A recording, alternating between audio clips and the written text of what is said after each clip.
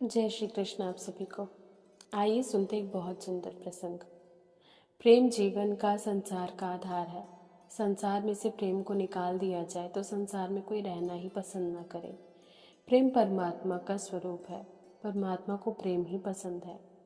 महर्षि भृगु बैकुंठ में गए भगवान से मिलने, लेकिन तब भगवान सो रहे थे। लक्ष्मी जी उनकी चरण सेवा कर रही थी। भृगु ने सोचा यह परमात्मा नहीं हो सकता, स्वयं सो रहा है और पत्नी से चरण सेवा करवा रहा है। भृगु क्रोधित स्वभाव के थे, ब्रह्मज्ञानी थे, त्रिकालदर्शी भी। सोचा मैं बैकुंठ में भगवान विष्णु से मिलने आया था, लेकिन विष्णु तो सो रहे हैं। विष्णु ने मेरा स्वागत ही नहीं किया। उन्हें क्रोध आ गया और उन्होंने सो रहे भगवान की छाती पर जोर से लात मारी। भगवान विष्णु जाग गए। कोई और होता तो लात मारने वाले का सिर धड़ से अलग कर देता, लेकिन विष्णु तो स्वयं प्रेम की मूर्ति हैं। वह तो क्रोधित हो ही नहीं सकते। उठे, ऋषि से कहा, ऋषिवर, आपने क्रोध में मेरी छाती पर लात मारी है। आपके पैर बहुत कोमल हैं, मेरी छाती सख्त है, कठोर है। छाती पर लात मारने से कहीं आपके चरणों को चोट तो नहीं लगी? भगवान उठे, ऋषि के चरणों को दबाने लगे। शांत हो गए ऋषि। प्रेम व्यक्ति को शांत करता है, क्रोध नहीं रहने देता। लेकिन लक्ष्मी जी सहन न कर सकी। एक ऋषि भगवान विष्णु की छाती पर लात मारे और विष्णु से दंड ना देकर उसके चरण दबाने लगे। भृगु के जाने के बाद पूछ ही लिया, भगवान, आपने उस व्यक्ति के चरण दबाए जिसने आपकी छाती पर लात मारी, ऐसा क्यों? तब भगवान ने कहा, लक्ष्मी, मेरा भक्त मुझे बहुत प्रिय है। मेरे द्वार पर आया था, मेरे घर आया था, मुझसे मिलने आया था। चाहे उसने मेरी छाती पर लात मारी है, लेकिन मैं तो उसका अनादर नहीं कर सकता। मुझे भक्त अपने से भी ज्यादा प्रिय है तो वह मेरा भक्त ही। ज्ञानी जन कभी शरीर से प्रेम नहीं करते, क्योंकि वे शरीर में होते हुए भी शरीर में नहीं होते। उन्हें अपने शरीर से प्रेम नहीं होता। वह होने ना होने में कोई भेद नहीं देखते। वे तो सब कुछ ईश्वर को समर्पण कर देते हैं और सब में ईश्वर के ही दर्शन करते हैं। और जो मेरी या मेरा के चक्कर में रहता है, वह ना तो ज्ञानी हो सकता है, ना भगवान का भक्त ही। ज्ञानी हमेशा जागता रहता है, उसके ज्ञान रूपी चक्षु हमेशा खुले रहते हैं। तुलसीदास जी कहते हैं, जागा हुआ वह है जिसको सबके प्रति वैराग्य हो, किसी से जुड़ाव ना रहे, लगाव ना रहे। वह सोया हुआ भी जागा हुआ है और जागा हुआ भी सोया हुआ है। इसीलिए महर्षि कपिल जी ने अपनी माँ देवहूति से कहा था, माँ, मन अनादिकाल से भटकता आया है, लेकिन मन को सुधारने और साधने के लिए सत्संग करना होगा। सत से संग, परमात्मा से संग, भगवान से संग। और हाँ माँ, वासनाओं के त्याग से भी मन साधा जा सकता है। जब किसी प्रकार की इच्छा आसक्ति नहीं रहती, तब मन परमात्मा में लीन रहना ही पसंद करता है। ज्ञानी जन आसक्ति को आत्मा का बंधन मानते हैं, लेकिन जब संतों से संग हो जाए, परमात्मा के साथ संग हो जाए, परमात्मा के बिना कुछ नजर न आए, जब द्वेष न रहे, कामना न रहे, तब मन सध जाता है, तो मोक्ष का द्वार भी खुल जाता है। कुछ लोग ये कहने में बड़ी बड़ाई समझते हैं कि मैं बड़ी पूजा करता हूँ, मंदिर में, घर में 6-7 घंटे पूजा में ही बीत जाते हैं, लेकिन वे मन को शुद्ध नहीं कर पाते। मन में भेद रखते हैं, कुछ कहते हैं, करते कुछ हैं।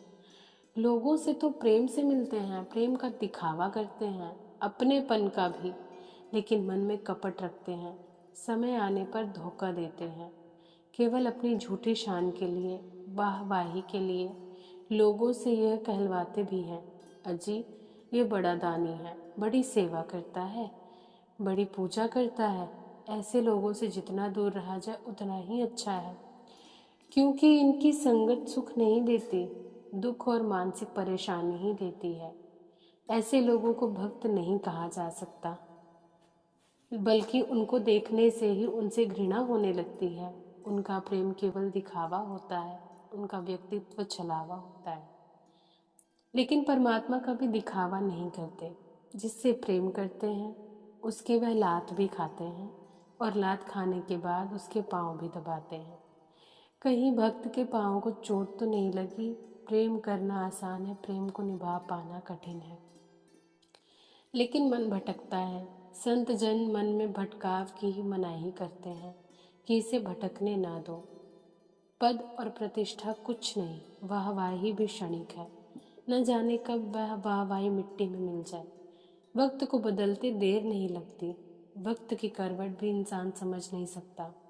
पुराणों में एक कहानी है। एक महात्मा ध्यान में थे।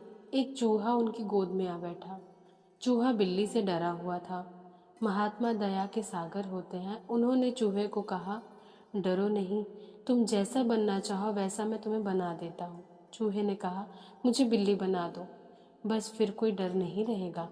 पर महात्मा ने चूहे को बिल्ली बना दिया। अब बिल्ली बनने के बाद भी डर तो नहीं मिटा। बिल्ली कुत्ते से डरने लगी। कुत्ता उसे खाने के लिए उसके पीछे दौड़ने लगा। तब महात्मा ने बिल्ली के अनुरोध पर उसे कुत्ता बना दिया। लेकिन कुत्ता बनने के बाद भी उसका डर खत्म नहीं हुआ। अब उसे शेर से लगने लगा डर। कुत्ते के अनुरोध पर महात्मा ने उसे शेर बना दिया और शेर बनते ही शेर का दिमाग बिगड़ गया। खुद को ताकतवर समझने लगा। ताकत निरंकुश बना देती है। शेर भी निरंकुश हो गया, कृतघ्न हो गया। उसने सोचा, आदमी तो मेरा भोजन है, यह संत भी मेरा भोजन है, क्यों ना इसे खा जाऊं। हिंसक वृत्ति में, क्रोध में आदमी अपना विवेक खो देता है और शेर ने भी खो दिया। कुत्ते से शेर बनाने वाले व्यक्ति को ही जब शेर खाने के लिए आगे बढ़ा तो महात्मा ने उसे फिर चूहे से चूहा बना दिया, अर्थात जिसने ताकत दी उसे छीन ली। अर्थ स्पष्ट है। जो जिसे बनाता है वह उसे ही खाने को दौड़ता है। इंसान बड़ा मतलबी है। मतलब होगा तो दौड़ा आएगा, मतलब निकल गया तो शेर की भांति उसे ही खाने को दौड़ेगा। याद रखिए, जो बना सकता है वह बिगाड़ भी सकता है। परमात्मा दे सकता है तो ले भी सकता है। वह उसे पहले वाली जगह पर ले जाता है। यह प्रकृति का नियम है। परमात्मा को भूल जाने वाला व्यक्ति चाहे चूहे और बिल्ली के ही चक्कर में रहता है। परमात्मा सोचता है, मैंने तो तुम्हें चूहे और बिल्ली से इंसान बना दिया और तू अपनी पद प्रतिष्ठा और धन के अंबार लगाने में लगा रहा। मुझे याद तक नहीं किया, मुझे ही नहीं पहचाना। तुम चूहा ही बनने के योग्य हो, इंसान बनने के योग्य नहीं। और परमात्मा उसे फिर चूहा बना देता है। जय श्री कृष्ण।